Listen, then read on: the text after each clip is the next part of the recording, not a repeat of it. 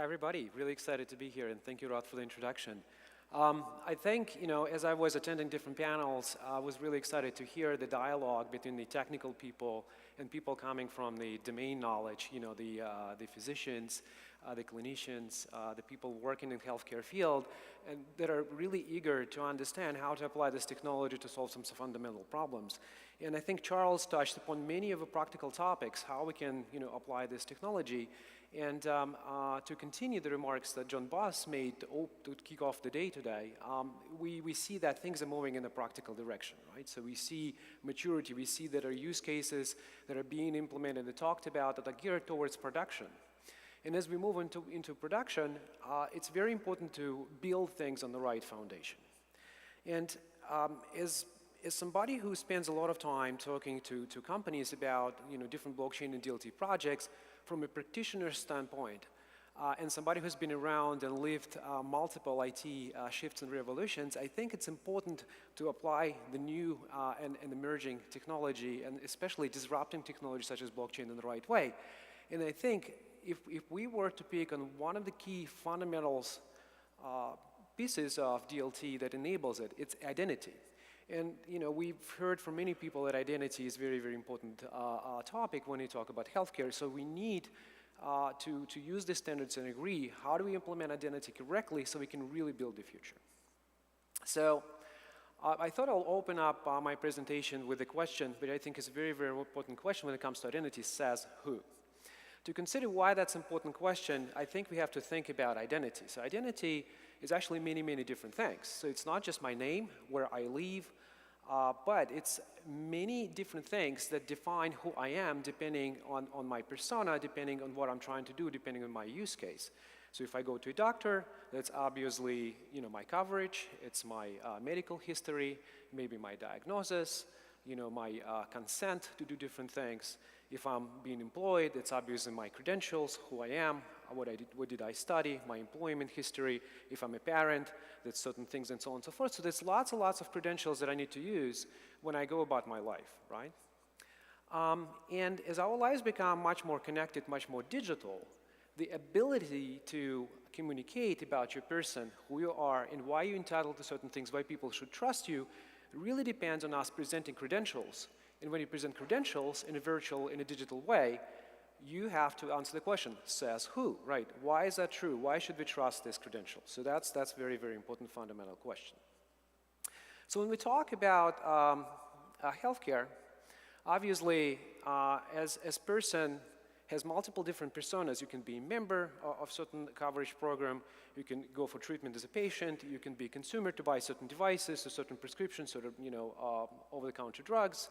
And you go about and actually interact with the different players within the ecosystem, and you provide your credentials, who you are, information about yourself, your healthcare record, your coverage, and many different things. And what's interesting, in many different cases, you actually provided information to people who type it into the system, which ends up in different silos, in different parts of the ecosystem.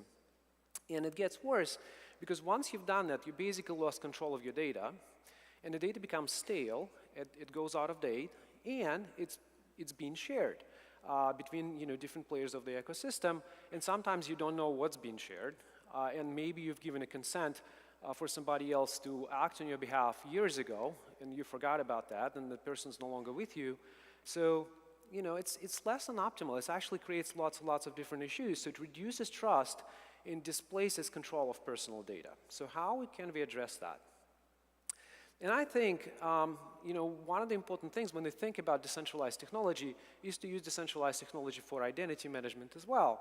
So from my standpoint, and many experts agree and work on the solutions, that we have to consider self-sovereign identities. And I will define what self-sovereign means, because sometimes it's misinterpreted. So the idea there is actually fairly straightforward.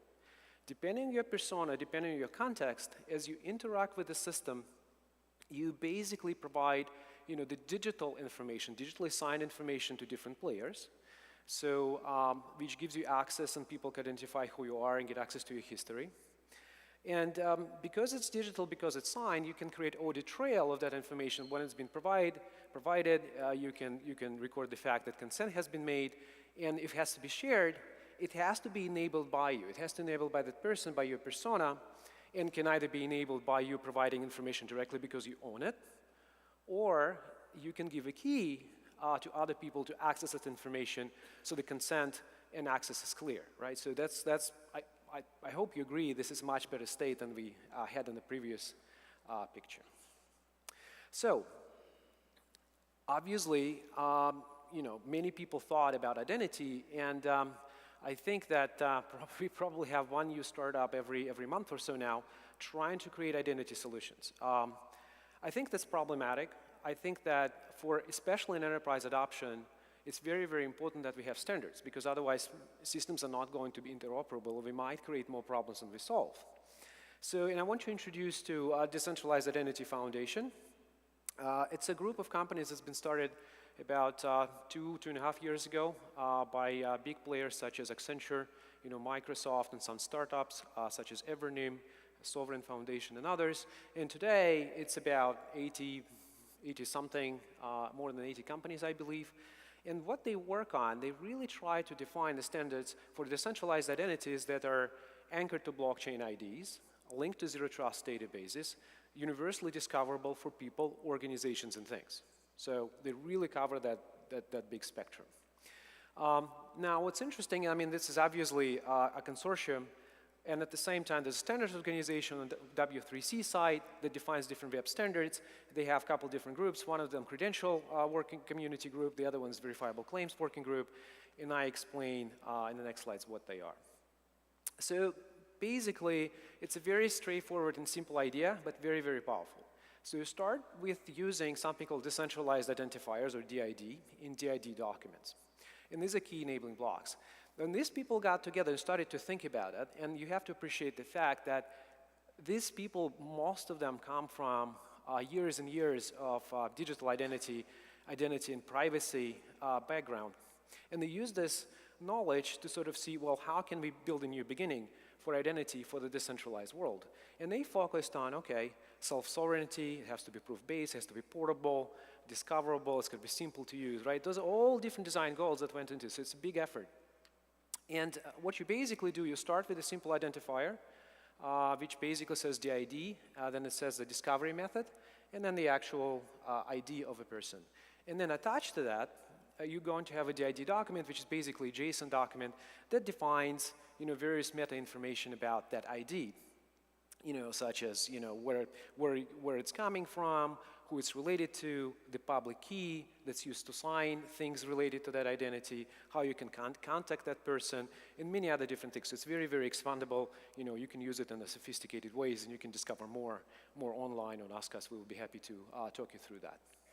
So, and sometimes, when we talk about self-sovereign identity, people get it wrong. There's certain myths like, it's self-issued, it's opposing government and different things. It's actually not true. So the self-sovereign term means, and what you see on the slides here is actually the trust model. So sovereign means is that I, as a holder, I am responsible for keeping information and storing information about my claims. And claims are, essentially attestations. So self-sovereignty in this case means that I'm responsible for sharing that information and keeping track of that information. But the trust of the information comes from the issuer. So issuer can be a bank, can be a doctor, can be a government, and DMV office, and so on and so forth. They digitally sign and provide the claim to me that I store. And I have to trust my store, and I have to trust that the claim that I received from the issuer is correct and verifiable and belongs to me, right? I then go and provide that claim to somebody that we call inspector verifier, and basically then inspector verifier can use digital signatures to verify that, yes, this claim is coming from a trusted issuer. And underlying all of that, of course, there's a digital identity registry that just stores the public keys that can verify actually, yes, it's coming from the right source, right? And so what we've done, we basically decoupled the relationship between the issuer and verifier. They don't have to have direct relationship. The relationship is mediated by the person who owns the information, who controls the information, right? So that's really the important part. And then, of course, we have to trust that the ledger that stores the public keys and we can rely on to verify where identity is coming from or claim is coming from has to be, incorruptible or at least amendable if we have to correct some sort of loss of keys and so on and so forth, right? So just to give you an example, I guess a very, very simple example, I can go to my peer or maybe my program provider and get the claim that I have certain coverage. I receive that claim around my ID that's specific to that relationship. I then go to personalized medicine supplier, for example, engage into some sort of subscription or procedure, and then I provide the claim. And the claim basically looks like you see over there. So it's not important, what's in there. I mean, there's some signatures, there's some other data, the type of claim I'm providing. And the important thing, I guess, is that this DID standard, when we talk about the ledger and how you store the data, is actually supported today by multiple different projects. So you can use that identifier to resolve to multiple different providers and basically start building for the future for interoperability and use this technology to solve these problems. So what does it have to do with blockchain? And basically, what we heard from Charles and others is that, as I start interacting with the system, right, as I start connecting and going through different procedures, maybe I need to go to a doctor, the doctor needs to get access to my history, I provide the keys for them to access that history, or maybe provide that history myself if I so choose, right? So that can be flexible essentially, right? Then the doctor determines, well, actually we have to go to special person who specializes in my diagnosis. I go there and they have to interact again with the history, understand my coverage and so on and so forth. Then maybe have to send me to a laboratory to do some tests. And again, I interact with that. And then finally there's prescription. I have to go to a pharmacy, pick it up and so on and so forth. As I interact with the system, there's obviously business process that's happening to help me interact with different parts of the system to receive the treatment that I want. And that, of course, is where we can use blockchain, right? So I use personalized information and claims about myself to facilitate this business process that's going to come across and provide peer-to-peer relationship, and there are privacy enhancing between different providers that interact with me and provide the care, right? So that's essentially the idea. So, one thing that we find is that, obviously, when we think about DLTs and blockchain, when you have to design the applications, you might have heard that, well, you have to use this blockchain or that blockchain. In reality, you have to map your business use case to various layers that define any type of DLT or blockchain. And it's so-called 4C model. So you start with the communication layer, and you define who communicates. And in this case, of course, it's your primary care, your pharmacy, your hospital, specialty care providers, laboratory, public health, and many, many other entities, right?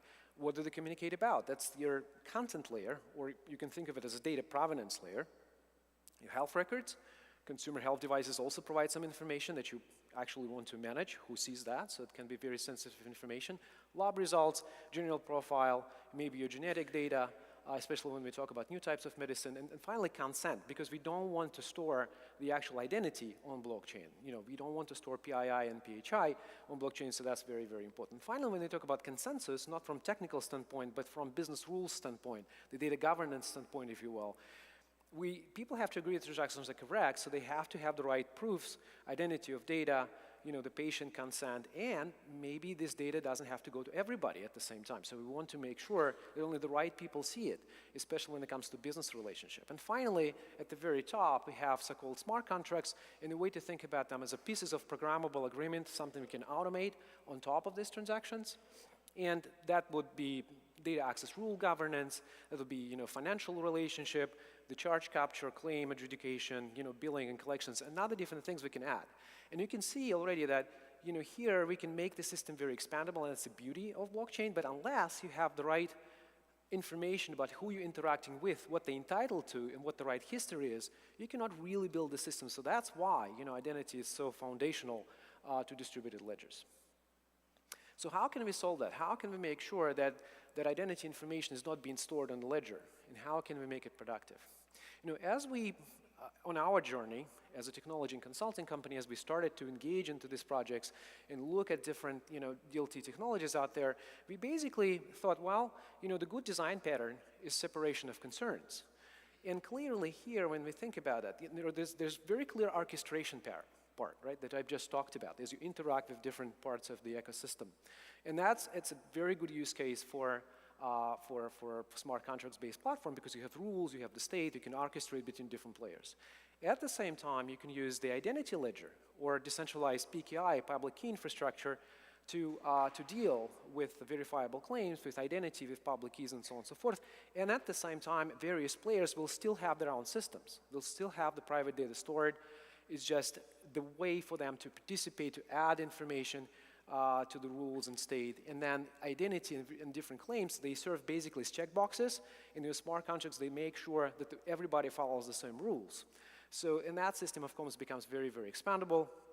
There are, of course, multiple different choices in terms of platforms that you can use. Some of them work better than the others. So, it's not just a theory. We actually built multiple prototypes there. And basically, when you think about it, there's two domains: your decentralized identity ledger, your transaction ledger. And in this case, we use Sovereign, which is one of the probably best and most complete implementations of verifiable claims today as a public utility ledger. And there's Corda, which was designed initially for financial services, but actually very, very universal platform. And then we built something called Credinity.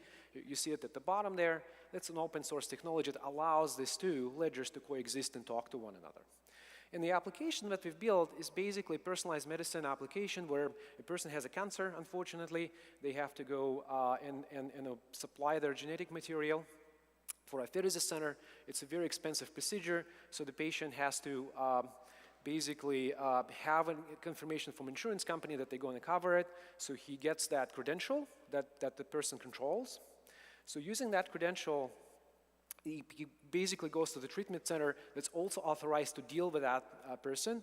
A therapy center that's authorized to deal with that manufacturer. They verify the credential. They start the procedure. They collect the material. They provide the claim back to the patient that he holds on, that he can present later. So now the smart contract parts comes in and kicks in. So now we have the manufacturer starting processing your genetic material. They receive it. There's actually complex, cold storage procedure going on there. So once it's ready, we need to schedule the visit to the treatment center. We supply it to the courier. They bring it to the treatment center, and we have records of when things happened and who did what and what the conditions were, just to make sure things are still good. And finally, the patient comes into the treatment center, presents his credentials, presents his claim that was received at step number 1. They identify him, and then they administer the procedure. So two things really work together in concert. And it's a real application that we worked on, just an example. So to finalize, I think that it's important to understand there are tools out there that are new, right, that are not that well known. And identity being such an integral, structural part of the healthcare system has to be approached on a very, very solid foundation. And for that, I think we have to use decentralized identity because it does provide a secure and trustable and scalable and extendable way of exchanging that information and providing audit and patient consent as well as privacy enhancing.